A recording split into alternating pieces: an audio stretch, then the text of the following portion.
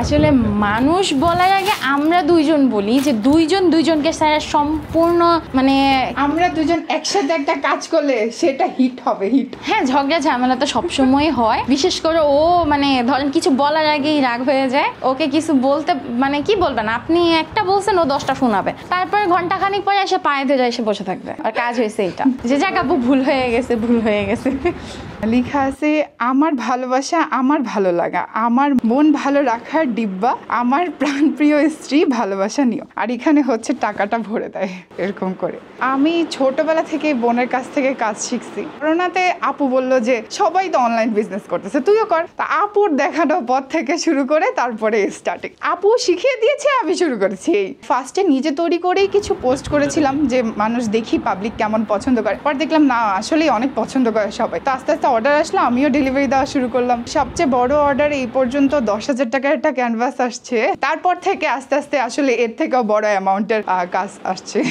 ভিন্ন ধরনের বলতে আমার সবচেয়ে বেশি ভালো লাগে গ্লাস পেন্ট। ওটা দেখলেই কেন যেন যখন করি পানিগুলো পরে আস্তে আস্তে শুকায়, ওই গাছগুলো দেখতেই ভালো লাগে, অন্যরকম লাগে। ক্রাফটিংয়ে সবার ফার্স্টে আমি ঈদ কার্ড দিয়ে শুরু করেছিলাম। এগুলো আসলে সবার এত পছন্দের, মানে এই ইয়াং জেনারেশনের জন্য সবচেয়ে ভালো একটা জিনিস। মানে আমি আমার 2 ঈদে প্রচুর পরিমাণে সেল করি সবচেয়ে বেশি ঈদ কার্ডগুলো। পেইন্টিং আব্বু একটুও সাপোর্টেড ছিল না, 1%ও না। আমি কাজ করতাম, আম্মু নিয়ে পরের দিন বলে ডাস্টবিনে ফেলে দিত। এইরকম হয়েছে আমার সাথে যে তারা একটুও হেল্প ছিল না, একমাত্র বোনের হেল্পে এই পর্যন্ত আসা।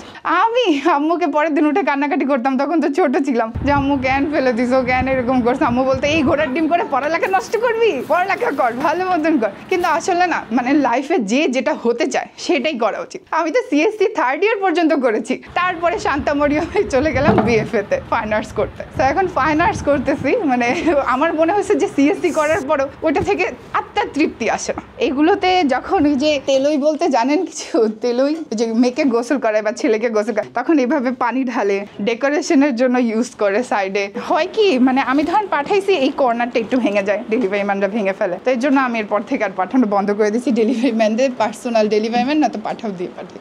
যখন আমি 17 সালে শুরু করলাম, 1 বছর আলহামদুলিল্লাহ খুবই কাজের প্রেশার ছিল।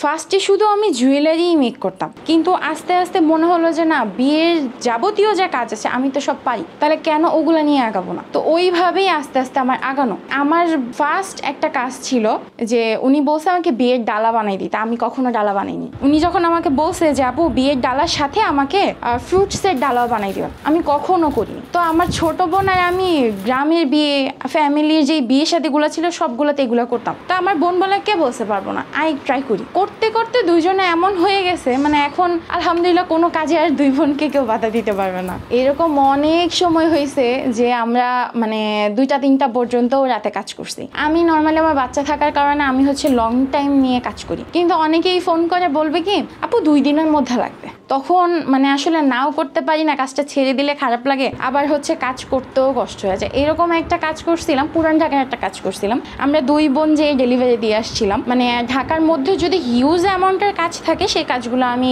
নিজে যেয়ে দিয়ে আসি। তো আমি আমার বোন গেছি, যাওয়ার পর ওখানে দেওয়ার পর ওনারা মানে আসলে আমরা ছোট উদ্যোক্তা, বাট আমরা তো নিজেরাই কাজ করে এত দূর আসছি। আমাদের কিন্তু কেউ বলেন যে বুস্ট করে বা কেউ প্রমোট করে আমাদের আগায়নি। তো ওনারা হচ্ছে এমন অ্যাটিটিউড করলো, আমরা যাওয়ার পর মনে হলো যে আমরা মনে হয় অনেক সস্তা টাইপের কাজ করি। ওনাদের বিহেভিয়ার এত খারাপ ছিল, মনে হয় আমরা লো কোয়ালিটির মানুষটা। কিন্তু সত্যি বলতে আমি যে কাজ করি, আমার কাজের মানে 3 ভাগের 1 ভাগ মনে হয় আমার হাজবেন্ডকে আমি দিই না, সম্পূর্ণ আমি নিজে আমার বিলাসিতা বলেন, বাচ্চার কাজে বলেন, ঘুরতে যাওয়া বলেন, এগুলোতে আমি ব্যয় করি। তো ওনারা ভাবে কি মনে হয় আমরা কাজ করে খাই, তার মানে আমরা হচ্ছে একদম লো কোয়ালিটির মানুষজন। মাঝে মাঝে এমন মানুষের পাল্লায় পড়তে হয় যে খুবই লজ্জা লাগে যে আসলে কাজ করে খাওয়া কি ভুল। এইগুলো আসলে আমি কাজ যখন শুরু করলাম তখন আমার হাজবেন্ড আমাকে হচ্ছে মাত্র 5,000 টাকা দিয়ে স্টার্ট করাইছে। সম্পূর্ণ ক্রেডিটটাই ওর, কত টাকা ইনভেস্ট করতে হবে, কোত্থেকে শুরু করতে হবে, ও আমাকে এগুলা বুঝাইছে। সাধারণত আমি এখন পর্যন্ত বাসাতেই কাজগুলা করি, করে হচ্ছে ঢাকার মধ্যে হলে বেশি অ্যামাউন্ট হলে আমি নিজেই দিয়ে আসি। আবার অনেক সময় হয় কি ডেলিভারি ম্যানরা নষ্ট করে ফেলা,